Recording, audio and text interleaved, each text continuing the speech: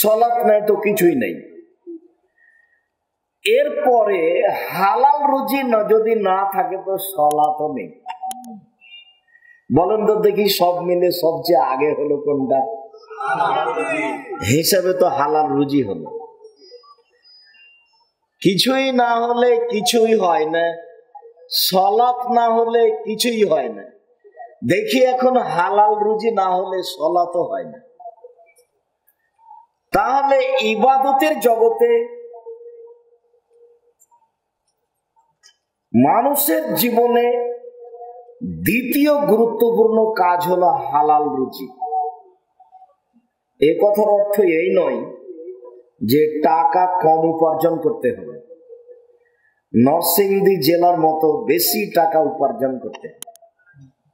নরসিংদী জেলার লোকেরা ব্যবসা বাণিজ্য করেন, আর আল্লাহর নবী ব্যবসা বাণিজ্যকে ভালোবেসেছেন।